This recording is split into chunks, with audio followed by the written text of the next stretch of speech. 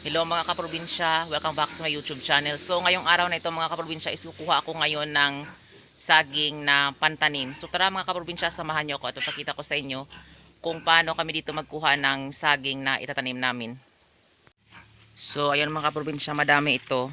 So yan, dito tayo ngayon kukuha ng pantanim para hindi masyadong madami yung kanyang mga punla. So para mas mabilis din siya mamunga. Kasi kapag ganito na madami is hindi siya masyadong mabilis mamunga yan. Tulad niyan, ayan oh. Meron na siyang bunga, ayan. So madami siyang punla. So maraming kaagaw na nutrients yung kanyang katawan.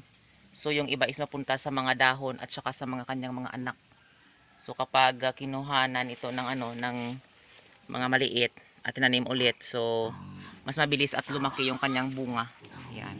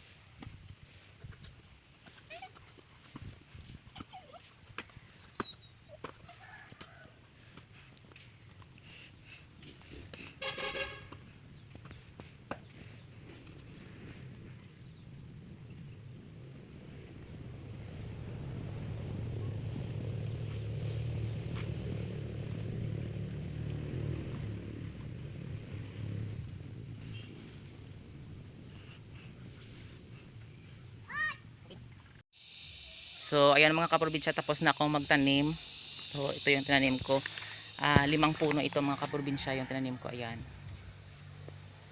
5 puno. Ayan. Ito. At saka ito. At doon yung isa. Ayan. So doon ako kumuha. Naghingila ako ng kanyang ng punla doon. Ayan. Pero yung saging na yun mga kaprobinsya is tanim yun ng anak ng may-ari. Ayan. So doon ako naghingi para mataniman ito. Kasi sayang naman yung lupain na ito mga kaprobinsya kapag hindi ito mataniman.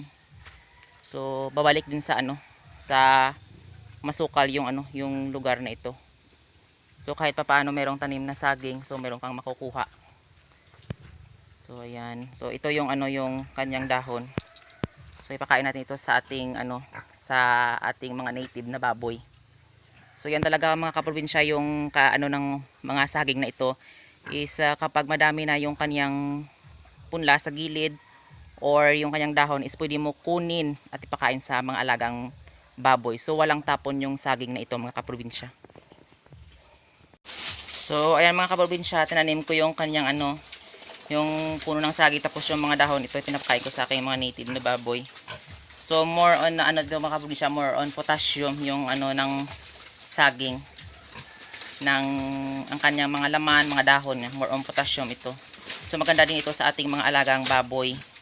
So kapag merong nagtatai, pwede din itong ipakain yung mga dahon niya para mas mas mapigilan yung pagtatain ng baboy. So isa din itong gamot sa kanila mga kaprobinsya, yung dahon ng saging, balat at mga puno nito. So more on siya, more on fiber. So 40% content water siya mga kaprobinsya, na mas maganda sa sa katawan ng ating mga alagang mga alagang baboy, baka, manok, muscovidac, yan, kanding, yan, karabaw, so ganyan. So yung iba mga kaprobinsya, yung puno ng saging is meron silang ginagawa na sinasilage, tawag dito, at sinachop nila mga kaprobinsya, tapos ilagay sa drum at i-ferment, tapos ipapakain sa mga baboy. So katulad nito mga kaprobinsya is maliit lang din yung yung tawag dito, yung mga alaga kong native pig, tapos maliit lang din yung taniman. So ito lang yung ginagawa ko. So hindi lang ito mga kaprobinsya matipid na pakain sa ating mga alagang hayop, is more din ito sa sa mga vitamins. So na meron ding panlaban sa sakit yung ating mga alagang baboy. So ayan.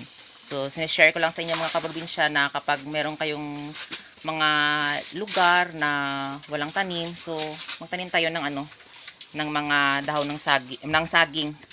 Tapos yung mga dahon nito mga kaprobinsya, kapag madami na, isipakain natin sa mga alaga nating ito. Katulad nito ko, meron tayong baboy na native pigs. Ayan.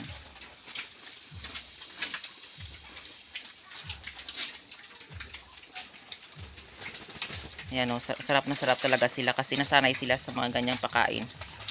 So although meron na din silang commercial feeds, pero pinapakain ko din sila ng para balance din yung kanilang katawan at hindi sila masyadong magkakasakit. So ayan.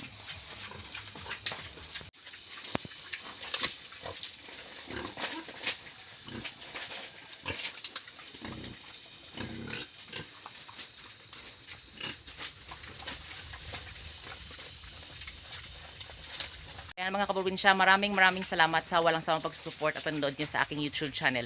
And don't forget to like, share, and subscribe sa YouTube channel. Thank you for watching and happy farming!